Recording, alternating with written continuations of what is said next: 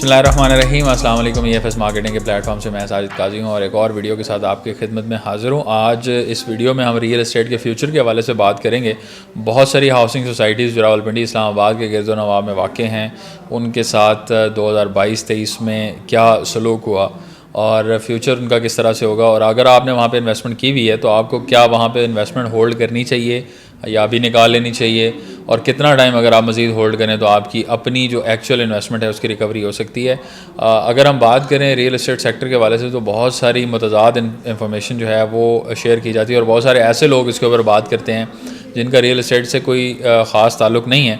और ना ही वो कोई रियल एस्टेट में किसी किस्म की उनकी जो है वो इनपुट होती है, ना उसके ऊपर उनकी गहरी नज़र होती है। लेकिन चूँकि वो फ़ैन फॉलोइंग रखते हैं, चूँकि उनको लोग फॉलो करते हैं, तो वो ये समझते हैं कि ये उनका हक़ है कि वो किसी भी टॉपिक पे बात करें, चाहे उनकी नॉलेज है या नहीं है। और ऐसे लोग जब बात करते हैं तो उनकी बात में वो वज़न नज़र आता है कि वो वज़न नहीं है, और ना ही वो वज़न होता है और ना ही उसके साथ कोई जुड़े हुए कोई फैक्ट्स होते हैं। तो आज कुछ फैक्ट्स आपके सामने रखेंगे। इसमें कोई शक नहीं है और ना ही इसको डिनाई किया जा सकता है कि मार्केट के हालात जो हैं वो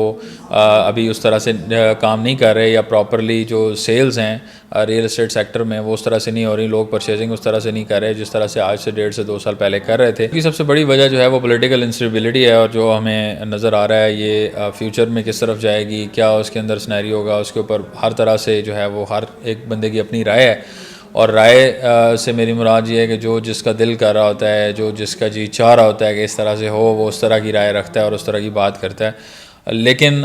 ज़रूरी नहीं है कि हकीकत भी वही हो। आज हम जो बात करेंगे वो स्पेसिफ़िकली इन हालात को मद्देनज़र रखते हुए, अगर ये हालात कंटिन्यू करते हैं अगले 5 से 6 महीने मज़ीद, तो फिर क्या आउटकम निकलेगी साल 2024 में। और अगर ये अगले 2 से 3 महीने में किसी स्टेबिलिटी की तरफ जाते नज़र आते हैं, जैसे इलेक्शंस कॉल हुए हुए हैं, उसके अंदर उसकी फ़ाइनल डेट जो है वो कंफर्म हो जाती है और बहुत सारी जो फैक्टर्स हैं वो हो जाते हैं, तो फिर किस तरफ जाती नज़र आती है ये हम बात करते हैं और डिस्कस करते हैं। इसमें सबसे पहली चीज़ जो है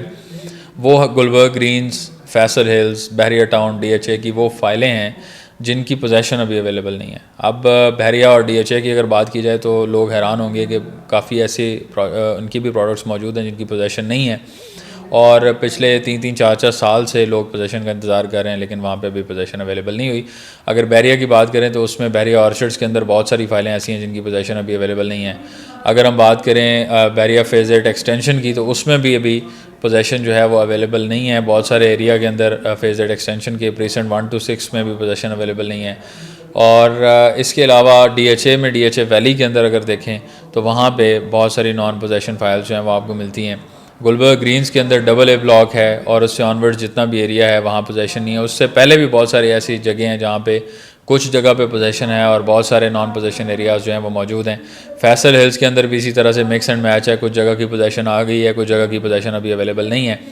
अब ये वो फाइलें हैं जिनकी पोजेसन अवेलेबल नहीं है, और पोजेसन ना होने की वजह से ऑन ग्राउंड जो प्लॉट्स की जो बेनिफिट्स होते हैं वो यहाँ पे उस तरह से नहीं आ सकते। मैंने कई वीडियोस में पहले भी एक्सप्लेन किया कि आपकी प्रॉपर्टी की वैल्यू जो है उस एरिया के आबादी के ऊपर, उसके सराउंडिंग के ऊपर और उसमें लोग कितना विज़िट करते हैं इसके ऊपर डिपेंडेंट होती है। आपकी प्रॉपर्टी ऊपर जाती है जब वहाँ पे लोग आबाद होते हैं, जब वहाँ पे लोगों का फुटफॉल होता है। जब फुटफॉल नहीं है, आबादी नहीं है, प्लॉटिंग बेशक हुई हुई है, लेकिन उसकी एक सर्टन वैल्यू है, एक सर्टन उसकी लिमिट है, उससे ऊपर वो नहीं जा सकता। और वो लिमिट जो है मैंने कई वीडियोज़ में पहले भी बताई है कि अगर वहाँ पर आबादी नहीं है तो आपका 28 से 30 लाख रुपये का प्लॉट हो सकता है, इससे ज़्यादा नहीं हो सकता। जब आबादी आनी शुरू होती है तो फिर 45 से 50 लाख, और जब आबाद हो जाता है मुकम्मल और कुछ प्लॉट रह जाते हैं पीछे तो फिर 70 से 75 लाख ये 5 मरला का प्लॉट जो है वो होता है। और इसको आप वेरीफाई कर सकते हैं इस तरह के। अभी अगर आप चेक करें कि बहरिया टाउन के अंदर जो आबाद इलाका है वहाँ पे आपको 5 मरले का प्लॉट कितने का मिलता है इन हालात के अंदर भी,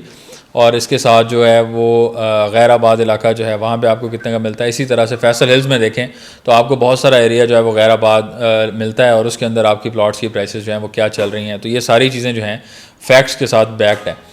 अब हुआ क्या कि जब गुलबर्ग ग्रीन्स में जबकि ये प्राइसेस नहीं होनी चाहिए थी जिन फाइल्स की, उन फाइल्स की ये प्राइसेस हुई डीलर्स की आपस में जो ट्रेडिंग की वजह से, जो उन्होंने एक आर्टिफिशियल रेट के ऊपर ट्रेडिंग स्टार्ट कर दी आपस में, मार्केट को वो करने के लिए कि मार्केट बेहतर हो, मार्केट के अंदर जो है वो चीज़ों के रेट ऊपर जाएं। अब गुलबर्ग ग्रीन्स की फ़ाइल जो है उसकी पोजेशन नहीं है AA ब्लॉक की फ़ाइल की, उसकी जो प्राइस होनी चाहिए वो होनी चाहिए थी आज से 1.5 से 2 साल या 3 साल पहले, वो प्राइस होनी चाहिए थी 22 से 25 लाख के दरमियान, लेकिन वो ट्रेड हो रही थी 45-50 लाख के दरमियान। अब ये ट्रेडिंग इसलिए हो रही थी कि जो अवेलेबल ऑप्शंस हैं वो लिमिटेड अवेलेबल ऑप्शंस जो ऑलरेडी मार्केट में आ चुके थे, उसको कुछ हद तक लोगों ने मैनिपुलेट करके 10, 12, 15, 20, 50 जितने भी डीलर्स थे उन्होंने आपस में मिल बैठ के मैनिपुलेट करके मार्केट को मैनिपुलेट किया और ऐसा रेट जो है वो मार्केट में कोट करना शुरू किया जो रेट एक्चुअली मार्केट का बनता नहीं था। इसी तरह से फैसल हिल्स के अंदर भी बहुत सारे डीलर्स वहाँ पे जो मौजूद हैं, बहुत सारी मार्केटिंग एजेंसीज, बहुत सारे ऐसे लोग जो इस फैसल हिल की सेल परचेज़ का काम करते थे,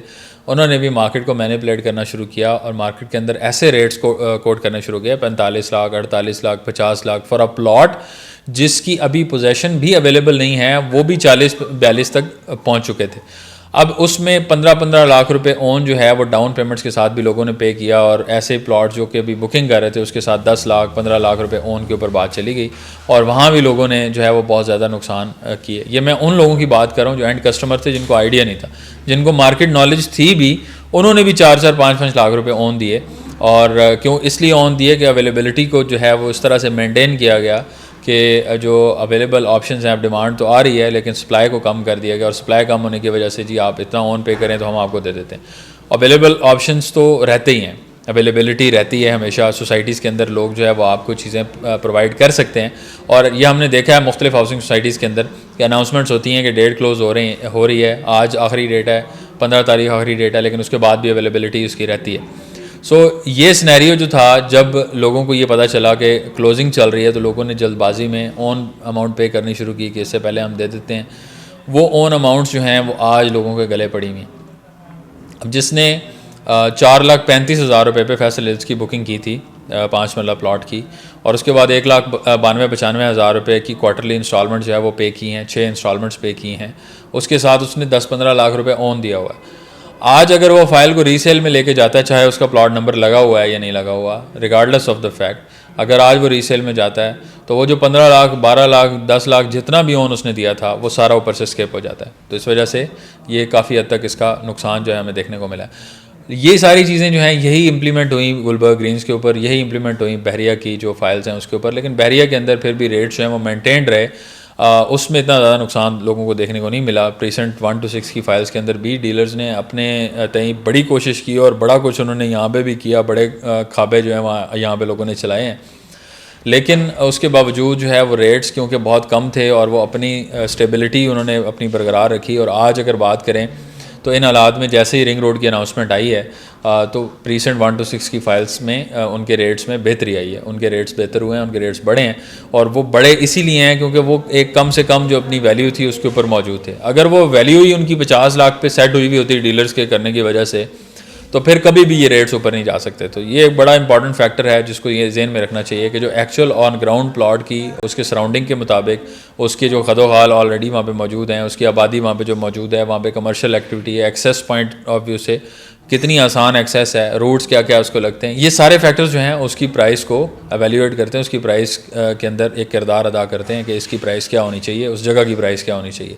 आर्टिफिशियल मीन से बढ़ाई हुई प्राइसेस जो हैं वो हमेशा नुकसान देती हैं। तो अभी हम वापस आते हैं अपने टॉपिक के ऊपर जो हमने 2024 के हवाले से डिस्कस करना है। तो उसमें हमने ये चीज़ें ज़हन में रखनी है, तब आप बेहतर तरीके से इसको समझ पाएंगे। मैंने इसको ये सारी तमीज़ जो आपके सामने रखी है, इसकी वजह ये थी कि आपको ये मैं समझा सकूं कि मार्केट के अंदर जो रेट्स नीचे आए हैं उनकी एक्चुअल वजह क्या थी, और मैंने आपको बताया। और अगर आप कंपेयर करें उसको ऑन ग्राउंड प्रॉपर्टीज़ के हवाले से कि जहाँ पे आबादी मौजूद है, जहाँ पे लोग साथ आबाद हैं, घर आबाद हैं, वहाँ पे अगर आपने प्लॉट ख़रीदा है आज से 3 साल पहले 65 लाख का या 60 लाख का, तो आज भी वो 70 लाख या 71 लाख या 75 लाख तक प्लॉट जो है वो बिकता है, आपका नुकसान उसमें नहीं होता। हाँ, एक्सपेक्टेशन ये होनी चाहिए थी और ये बनती थी जिस तरह से प्राइसेस ऊपर जा रही थी कि यही 60-65 लाख का जो ख़रीदा हुआ प्लॉट था ये आपका 95 तक जाना चाहिए था अगर मार्केट जो है वो अपने उसमें जाती। लेकिन मार्केट क्योंकि नहीं उस तरह से चली, उसमें ब्रेक आ गई, तो इस वजह से प्राइसेस जो हैं वो 70-75 पे रुक गई। लेकिन आपको नुकसान नहीं हुआ क्योंकि ऑन ग्राउंड प्लॉट्स थे, ऑन ग्राउंड प्रॉपर्टी थी, उसके अंदर नुकसान नहीं हुआ। इसी तरह से जिन्होंने घरों में इन्वेस्ट किया हुआ था, ऑन ग्राउंड घरों के अंदर यानी रेडीमेड घरों के अंदर अगर आपने इन्वेस्ट किया था तो उसमें भी नुकसान देखने को नहीं मिला, और इसमें जो है वो ज़्यादातर लोग अभी भी प्रॉफिट में ही हैं, उसमें नुकसान में नहीं है। हाँ, बहुत ज़्यादा प्रॉफिट में नहीं है, बहुत ज़्यादा डिमांड उस तरह से नहीं है, लेकिन नुकसान कतई तौर पे नहीं है इस हवाले से। अब 2024 में जो आने वाले टाइम में अगर हम देखें तो यहाँ पे प्राइसेस काफ़ी गिर चुकी हैं, और एक्चुअल जो वैल्यू थी फैसल हिल्स की अगर बात की जाए तो यहाँ पे भी आपको 26 से 28-30 लाख रुपए में 5 मरले का प्लॉट बी ब्लॉक में मिल जाता है। इसी तरह से ये एक्चुअल वैल्यू उसकी होनी भी चाहिए थी, और ये वैल्यू आज से 2-3 साल पहले अगर होती तो आज ये इससे बेहतर पोजीशन में होते, क्योंकि ये नेचुरल वे में नेचुरल कोर्स लेते हुए यहाँ तक पहुँचता और लोग शायद यहाँ पे आबाद भी होते। अगर 3 साल पहले सस्ते प्लॉट्स लोगों को मिल रहे होते तो लोग अपने घर भी बनाना शुरू करते वहाँ पे, और वहाँ पे आबाद होना शुरू करते। लेकिन हुआ क्या कि लोगों ने, क्योंकि प्राइसेस ज़्यादा थी, तो यहाँ पे बहुत सारे डीलर्स ने घर बना के बेचने शुरू किए और बड़े महंगे दामों बेचने शुरू किए। ये 30 लाख वाला प्लॉट जो आज आपके पास मौजूद है, यहाँ पे अगर आज आप 5 मरला का डबल स्टोरी विला कंस्ट्रक्ट करते हैं तो आपकी ज़्यादा से ज़्यादा कॉस्ट जो आएगी वो प्लॉट मिला के आपकी टोटल 1 करोड़ 20 लाख में आपको यहाँ पे घर तैयार मिलता है।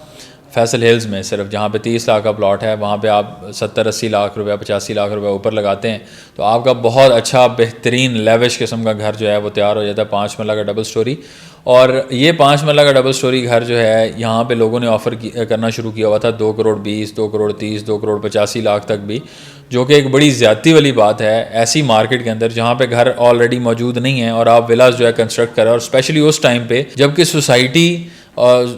मालकान जो हैं वो उसमें लोगों को कंस्ट्रक्शन पे इनकरेज करने के लिए 10-10 लाख रुपए की रिबेट भी दे रहे थे। तो आप जब कंस्ट्रक्शन कर रहे हैं as a company, as a construction company, आपको 10 लाख रुपए की रिबेट तो उधर से भी आ रही है, वहाँ से भी आप बचा रहे हैं, तो लोगों को तो आप ठीक दाम पे दे सकते थे, लेकिन वो प्राइसेस बहुत हाई रखी गई। अभी अगर आप फैसल मार्गला सिटी की बात करें या B17 मल्टी गार्डन की बात करें तो यहाँ पे भी प्राइसेस जो हैं, अगर आपके घर तैयार हैं अभी तो आपको बड़े अच्छे दामों पे, बड़ी अच्छी प्राइसेस के ऊपर, अच्छी लोकेशंस के ऊपर जो है वो घर मिल जाते हैं। FMC के अंदर अगर बात करें तो अगर हालात नॉर्मल होते, अच्छे हालात में 2 करोड़ 70, 2 करोड़ 80 लाख रुपए रेट जो है वो होना था 5 मरला के घर का, डबल स्टोरी घर का, जो नया बना होता है ब्रांड न्यू, और ख़ास तौर पे उस घर का कि जिसके सामने 60 फुट की रोड हो और जिसके साथ पार्क भी करीब हो और बड़ी प्राइम लोकेशन के घर हों, वो 2 करोड़ 70-80 लाख के होने चाहिए थे। लेकिन इस मार्केट की वजह से 2 करोड़ 25, 2 करोड़ 20 लाख तक महदूद हैं, बट इसके बावजूद यहाँ पे लोगों को नुकसान नहीं है, और ख़ास तौर पे घरों में नुकसान नहीं है जिन्होंने घरों में इन्वेस्ट किया हुआ था, क्योंकि ये ऑन ग्राउंड पोजेशन वाली प्रॉपर्टी थी और यहाँ पे आपको किसी किस्म की अनसर्टेनिटी नहीं होती। आपको नहीं होती तो मार्केट को नहीं होती, और मार्केट को जब अनसर्टेनिटी नहीं होती तो उसके अंदर फिर प्राइसेस जो हैं वो नीचे नहीं जाती। 2024 के अंदर अगर आपके पास ऑन ग्राउंड प्रॉपर्टी मौजूद है, चाहे वो फैसल हिल्स में है, बहरिया टाउन में है, गुलबर्ग ग्रीन्स में है, या इस्लामाबाद के किसी भी सेक्टर के अंदर आपके पास प्रॉपर्टी मौजूद है जो ऑन ग्राउंड है, तो उसकी प्राइसेस रिवाइज होती, बेहतर होती नज़र आती हैं। जैसे जैसे परसेप्शन मार्केट का बेहतर होगा, जैसे जैसे हालात बेहतरी की तरफ जाएंगे, तो सबसे पहले जो बेहतरी देखने को मिलेगी वो आपकी ऑन ग्राउंड प्रॉपर्टी के अंदर मिलेगी। और ऑन ग्राउंड प्रॉपर्टी में भी सबसे ज़्यादा बेहतरी कमर्शियल रियल एस्टेट में देखने को मिलेगी, और ख़ास तौर पर रिंग रोड के सराउंडिंग के एरियाज़ में। रिंग रोड के सराउंडिंग में जो है वो बहरिया टाउन का एक्सटेंशन का एरिया लगता है, ब्लू वर्ल्ड सिटी आता है, कैपिटल स्मार्ट सिटी आता है, रूडन एनक्लेव आता है, और उसके अलावा फॉरेस्ट टाउन का एरिया है। तो ये वो प्रोजेक्ट्स हैं जो रिंग रोड के सराउंडिंग में आते हैं, और यहाँ पे अगर आप इन्वेस्ट करते हैं